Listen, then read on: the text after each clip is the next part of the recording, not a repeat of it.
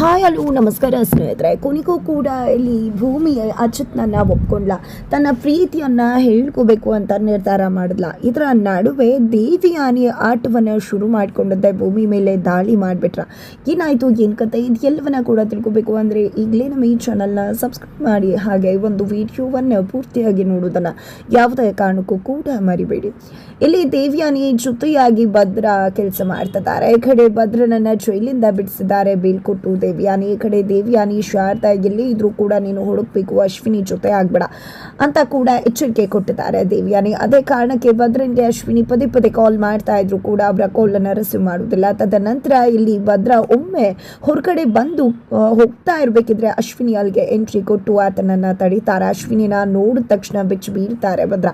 ಏನು ಭದ್ರ, ನನ್ನ ನೋಡಿದ ತಕ್ಷಣ ಹೆದರ್ಕೋತಾ ಇದೆಯಾ, ಯಾಕೆ, ಏನು ಅಂತೆಲ್ಲ ಪ್ರಶ್ನೆ ಮಾಡಿದಾಗ ಏನೆಲ್ಲ ಮೇಡಮ್ ತಕ್ಷಣ ನೋಡ್ದೆ ಅಲ್ವಾ, ಅದಕ್ಕಷ್ಟೇ ಅಂತ ಹೇಳ್ತಾರೆ. ಹೌದಾ, ಹಾಗಿದ್ರೆ ನಿನ್ನ ಜೈಲಿಂದ ಬಿಡಿಸಿದ್ಯಾರು, ಬೀಳ್ಕೊಟ್ಟು ದೇವಿಯಾನಿ ಬಿಡಿಸಿದ್ಲ ಅಂತ ಹೇಳಿ ಅಶ್ವಿನಿ ಕೇಳಿದಾಗ, ಇಲ್ಲ ಮೇಡಮ್, ದೇವಿಯಾನಿ ಮೇಡಮ್ಗೂ ಇದಕ್ಕೂ ಸಂಬಂಧನೇ ಇಲ್ಲ ಮೇಡಮ್, ನಿಮ್ಮಂಥ ತುಂಬ ಜನಗಳಿಗೆ ನಾನು ಸಹಾಯ ಮಾಡಿದ್ದೀನಿ, ಅದರಲ್ಲೂ ಯಾವುದೋ ಒಬ್ಬ ಪುಣ್ಯಾತ್ಮ ಬಂದು ನನ್ನ ಬೀಳ್ಕೊಟ್ಟು ಬಿಡಿಸಿದ್ರು ಅಂತ ಹೇಳಿ ಭದ್ರ ಹೇಳ್ಕೊತಾರೆ. ಹೌದಾ, ಹಾಗಿದ್ರೆ ಸರಿ, ನಿನ್ನನ್ನು ಕಾಂಟ್ಯಾಕ್ಟ್ ಮಾಡೋಕ್ಕೆ ನನಗೆ ಎಷ್ಟೆಲ್ಲ ಟ್ರೈ ಮಾಡಿದೆ ಗೊತ್ತಾ, ಹೊಸ ನಂಬರ್ ಚೇಂಜ್ ಮಾಡ್ಕೊಂಡಿದ್ಯಾ, ಆ ನಂಬರ್ನ ಎಷ್ಟು ಕಷ್ಟಪಟ್ಟು ಹುಡುಕಿ ನಿನ್ನನ್ನು ಕಾಂಟ್ಯಾಕ್ಟ್ ಮಾಡಿದೆ, ಆದರೆ ನೀನು ಮಾತ್ರ ನನ್ನ ಕಾಲನ್ನು ರಿಸೀವೇ ಮಾಡಿಲ್ಲ, ಯಾಕೆ ಅಂತ ಹೇಳಿ ಅಶ್ವಿನಿ ಕ್ವೆಶನ್ ಮಾಡ್ತಾರೆ. ಅಯ್ಯೋ ಅದಾ ಮೇಡಮ್, ನಂದು ಹೊಸ ನಂಬರ್ ಅಲ್ವಾ, ನಿಮ್ಮ ನೇಮ್ ಅದರಲ್ಲಿ ಬರುವುದಿಲ್ಲ, ಸೇವ್ ಆಗಿಲ್ವಲ್ಲ, ಅದೇ ಕಾರಣಕ್ಕೆ. ಖಂಡಿತ ಅದು ನಿಮ್ಮ ನಂಬರ್ ಅಂತ ಗೊತ್ತಿದ್ರೆ ಖಂಡಿತ ರಿಸೀವ್ ಮಾಡ್ತದೆ, ಬೇರೆ ಯಾವುದೋ ಅನ್ನೊಂದು ನಂಬರ್ ಅಂದ್ಕೊಂಡು ನಾನು ಕಾಲ್ ರಿಸೀವ್ ಮಾಡಿಲ್ಲ ಅಂತ ಹೇಳ್ತಾರೆ.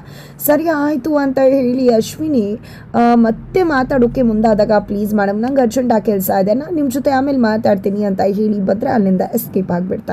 ಅಶ್ವಿನಿ ಅಲ್ಲಿಗೆ ಬಂದಿದ್ದೆ ಭದ್ರನ ಹತ್ರ ಶಾರದನ್ನ ಹುಡುಕುವ ಅನ್ನೋ ಜವಾಬ್ದಾರಿಯನ್ನು ಕೊಡೋದಕ್ಕೆ.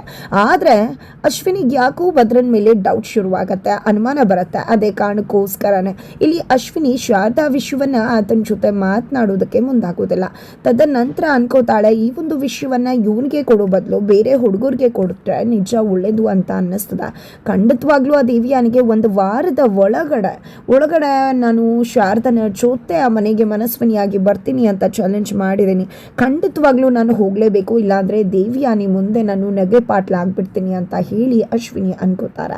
ಇತ್ತ ಕಡೆ ಮನೆಯಲ್ಲಿ ಭೂಮಿ ದೇವರ ಮುಂದೆ ಕೂತ್ಕೊಂಡಿದ್ದೆ. ದೇವ್ರೆ, ಮನೆಯವ್ರಿಗೆಲ್ರಿಗೂ ಕೂಡ ಒಳ್ಳೇದು ಮಾಡು, ಶಾರದಾ ಹಾಗೆ ಮನಸ್ವಿನಿ ಎಲ್ಲೇ ಇದ್ರೂ ಕೂಡ ಆದಷ್ಟು ಬೇಗ ಈ ಮನೆಗೆ ವಾಪಸ್ ಬರೋ ಹಾಗೆ ಮಾಡು, ಅವರು ವಾಪಸ್ ಬಂದರೆ ಈ ಮನೆ ಖುಷಿ, ಸಂತೋಷ, ನೆಮ್ಮದಿ ಎಲ್ಲವೂ ಕೂಡ ವಾಪಸ್ ಬರುತ್ತೆ ಭಗವಂತ ಅಂತ ಹೇಳಿ ದೇವ್ರ ಮುಂದೆ ಕುತ್ಕೊಂಡು ಭೂಮಿ ಬೇಡ್ಕೊತಿರ್ತಾರೆ. ಅಷ್ಟರಲ್ಲಿ ಅಲ್ಲಿಗೆ ಅಜಿತ್ ಬರ್ತಾರೆ.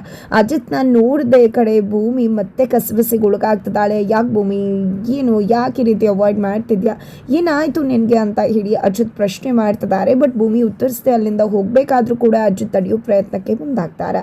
ಅದ್ರ ನಡುವೆ ಅಂಜು ಬಂದಿದೆ. ಅವ್ರನ್ನ ನೋಡಿದ ತಕ್ಷಣ ಈ ಕಡೆ ಭೂಮಿ ಹಾಗೆ ಸ್ಟಾಪ್ ಆಗಿಬಿಡ್ತಾರೆ ಹೋಗ್ತಿರೋದ್ರ ಬದಲಾಗಿ.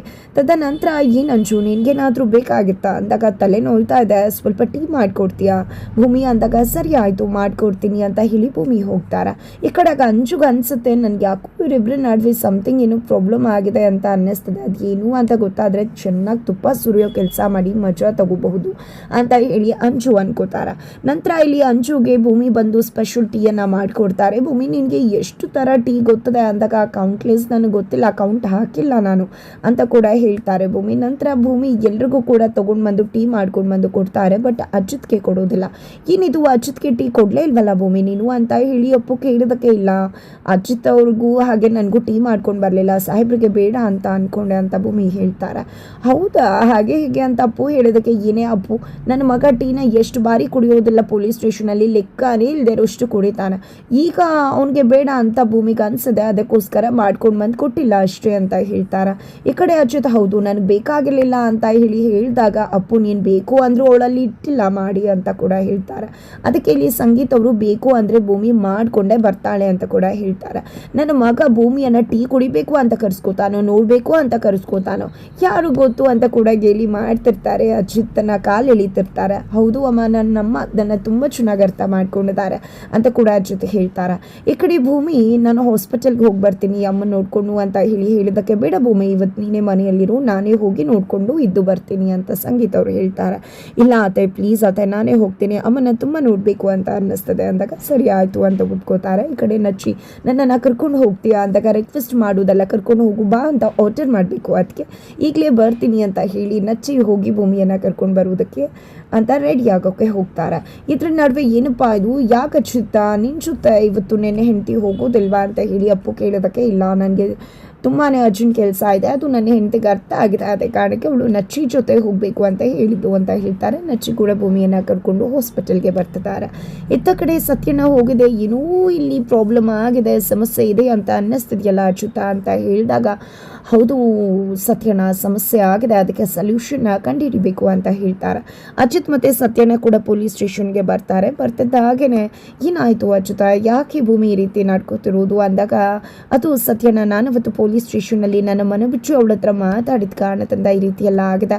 ನಾನವತ್ತು ಅವಳ ಹತ್ರ ಮಾತಾಡಿದ್ದೆ, ನಾವಿಬ್ಬರು ಮತ್ತೆ ಹತ್ರ ಆಗಬೇಕು, ಮತ್ತಷ್ಟು ಹತ್ರ ಆಗಬೇಕು ಅಂತ. ಆದರೆ ನನಗೆ ಯಾಕೋ ಭೂಮಿ ನನ್ನಿಂದ ತುಂಬ ದೂರ ಹೋಗ್ತಿದ್ದಾಳೆ ಅಂತ ಫೀಲ್ ಆಗ್ತದೆ. ನಿಜಕ್ಕೂ ಕೂಡ ಅವಳು ನಾನು ಪ್ರಪೋಸ್ ಮಾಡಿದ್ಮೇಲೆ ಈ ರೀತಿ ನಡ್ಕೋತಿದ್ದಾಳೆ, ನನಗೆ ಯಾಕೋ ಮಾಡಲೇಬಾರ್ದಿತ್ತು ಅಂತ ಅನ್ನಿಸ್ತದ ಅಂತ ಹೇಳಿದಾಗ, ನೋಡು ಅಚ್ಯುತ, ನೀನು ಕೂಡ ನಿನ್ನ ಪ್ರೀತಿಯನ್ನು ಹೇಳ್ಕೊಳ್ಳೋದಕ್ಕೆ ಎಷ್ಟು ಸಮಯ ತಗೊಂಡೆ, ಅದೇ ರೀತಿ ಭೂಮಿ ಅಲ್ವಾ, ನೀನು ಒಂದು ಗಂಡಸು ಅಂಥದ್ರಲ್ಲಿ ನೀನೇ ಎಷ್ಟು ಸಮಯ ತೊಗೊಂಡೆ ಅಂದರೆ, ಒಂದು ಹೆಣ್ಣು ಮಕ್ಕಳಾಗಿ ಅವಳು ಹೇಗೆ ತಕ್ಷಣಕ್ಕೆ ಉತ್ತರ ಕೊಡೋಕ್ಕೆ ಸಾಧ್ಯ, ಅವಳಿಗೂ ಕೂಡ ಆ ಒಂದು ಶಾಕನ್ನು ಅರ್ಗಿಸ್ಕೋಬೇಕಾಗತ್ತೆ. ಅಚ್ಯುತ್ ಸಾಹೇಬರು ನಡುವೆ ಅವಳದು ಒಂದು ಕಾಂಟ್ರಾಕ್ಟ್ ಮ್ಯಾರೇಜ್ ಆಗಿದ್ದು, ಅಂಥದ್ರಲ್ಲಿ ಇವತ್ತು ಅದೇ ಅಚ್ಯುತ್ ಸಾಹೇಬರು ತನ್ನ ಪ್ರೀತಿ ಮಾಡ್ತಿದ್ದಾರೆ, ಮತ್ತು ಆ ಕಾಂಟ್ರಾಕ್ಟ್ ಪೇಪರನ್ನು ಹರಿದು ಹೊಸ ಬದುಕನ್ನು ಶುರು ಮಾಡೋಣ ಅಂತ ಹೇಳ್ತಿದ್ದಾರೆ ಅಂದರೆ ಸತ್ಯವನ್ನು ಒಪ್ಕೋಬೇಕಾಗತ್ತೆ.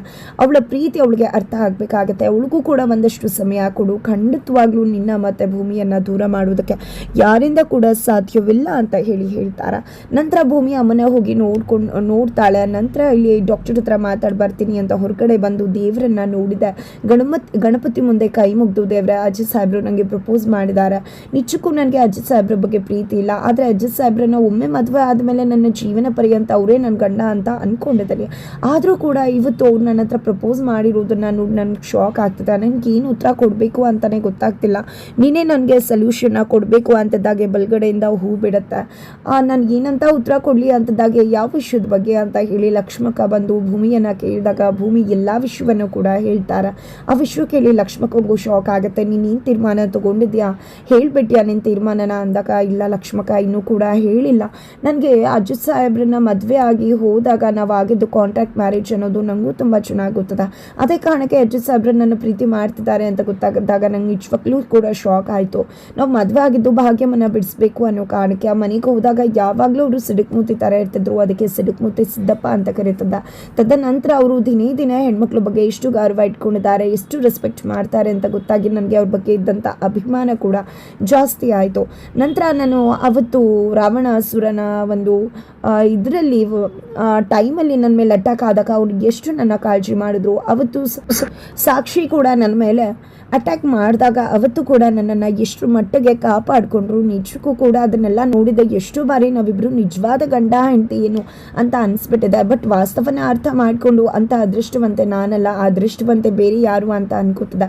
ಆದರೆ ಇವತ್ತು ಅದು ನನ್ನದೇ ಪುಸ್ತಕದಲ್ಲಿ ಬರೆದಿದೆ ಅನ್ನೋದನ್ನು ನೋಡಿದೆ. ನಿಜಕ್ಕೂ ನನಗೆ ಶಾಕ್ ಆಗ್ತದೆ, ಏನು ಹೇಳಬೇಕು ಅಂತ ಗೊತ್ತಾಗ್ತಿಲ್ಲ ಅಂತ ಹೇಳಿದಾಗ, ನೋಡು ಭೂಮಿ, ಖಂಡಿತವಾಗ್ಲೂ ಹಿಂದೆ ಮುಂದೆ ನೋಡಬೇಡ, ನಿಜಕ್ಕೂ ಸಾಹೇಬ್ರಂತ ಹುಡುಗ ಸಿಗೋದು ನೀನು ಪುಣ್ಯ ಮಾಡಿದ್ಯಾ ಅಂತ ಅದೃಷ್ಟನ ಕಳ್ಕೊಬೇಡ. ಸಾಹೇಬ್ರು ಅಂತ ಅದೃಷ್ಟವಂತ ನಿಂಗೆ ಒಮ್ಮೆ ಸಿಗ್ತಾರೆ ಅಷ್ಟೇ, ಅವಕಾಶನ ಕಳ್ಕೊಂಡ್ರೆ ಮತ್ತೆ ಸಾಹೇಬ್ರು ನಿನಗೆ ಸಿಗೋದಿಲ್ಲ. ನಾನವತ್ತು ಹೇಳಿರ್ಬೋದು ನೀನು ಪ್ರೆಗ್ನೆಂಟ್ ಆಗಿದ್ದೀನಿ ಅನ್ನೋ ಡೌಟ್ ಬಂದಾಗ ನಾನು ನಿನ್ನ ಮೇಲೆ ರೇಖಾ ಹಿಡಿದೀನಿ, ಕೂಗಾಡಿದ್ದೀನಿ. ಅದಕ್ಕೆಲ್ಲ ಕಾರಣ ಏನು ಗೊತ್ತಾ, ನಿಂದು ಅವ್ರದ್ದು ಕಾಂಟ್ರಾಕ್ಟ್ ಮ್ಯಾರೇಜ್ ಅನ್ನೋ ವಿಷಯ ನನಗೆ ಗೊತ್ತಿತ್ತು, ಅದೇ ಕಾರಣಕ್ಕೆ ನನಗೆ ಗಾಬರಿ ಆಗಿತ್ತು. ಆದರೆ ಇವತ್ತು ಅದೇ ಸಾಹೇಬರು ನಿನ್ನ ಮನಸ್ಫೂರ್ತಿ ಇಷ್ಟಪಡ್ತಿದ್ದಾರೆ ಅಂತ ಗೊತ್ತಾದಾಗ ನಿಜಕ್ಕೂ ನಂಗೆ ತುಂಬಾ ಖುಷಿ ಆಗ್ತದೆ. ಅವ್ರ ಪ್ರೀತಿಯನ್ನು ಒಪ್ಕೊಂಡ್ಬಿಡು ಭೂಮಿ, ಈಗಲೇ ಹೋಗಿ ತಿಳಿಸ್ಬಿಡು ಅಂತ ಹೇಳ್ತಾರೆ. ಭೂಮಿ ಕೂಡ ಕೊನೆಗೂ ತನ್ನ ಪ್ರೀತಿಯನ್ನು ತಿಳಿಸೋಕೆ ಮುಂದಾಗ್ತಿದ್ದಾಳೆ. ಈ ಕಡೆ ಹೋಗಿ ಹೇಗಪ್ಪ ಹೇಳೋದು ಅಂತ ಲಕ್ಷ್ಮಕ್ಕನ ಜೊತೆ ಮಾತಾಡ್ತಿದ್ದಾಳೆ. ಲೆಟರ್ ಬರೆದ್ಬಿಡ್ಲಾ ಅಂದಾಗ, ಬೇಡ ಬೇಡ ನೇರವಾಗಿ ಹೋಗಿ ಹೇಳು ಅಂತ ಹೇಳ್ತಾರೆ. ಈ ಕಡೆ ಭೂಮಿ ಕೂಡ ಅಜಿತ್ಗೆ ನೇರವಾಗಿ ಹೇಳುವುದಕ್ಕೆ ರೆಡಿ ಆಗಿದ್ರೆ, ಆ ಕಡೆ ಅಜಿತ್ ಕೂಡ ತನ್ನ ಭೂಮಿ ಬಂದು ಏನು ಹೇಳ್ಬೋದು ಅಂತ ಕಾತರಿಕೆಯಿಂದ ಇದ್ದಾರೆ. ಇದರ ನಡುವೆ ದೇವಿಯಾನಿ ಏನಾದರೂ ಪ್ರೀತಿ ಹೇಳೋಕೆ ಹೊರಟರು ಭೂಮಿ ಮೇಲೆ ಅಟ್ಯಾಕ್ ಮಾಡಿಸೋ ಚಾನ್ಸಸ್ ಇದೆಯಾ, ಏನಾಗ್ಬೋದು, ಏನು ಕಥೆ ಇದು ಎಲ್ಲವನ್ನ ಕೂಡ ತಿಳ್ಕೋಬೇಕು ಅಂದರೆ ಮುಂದಿನ ವಿಡಿಯೋಗೆ ವೇಟ್ ಮಾಡೋದನ್ನು ಮರಿಬೇಡಿ.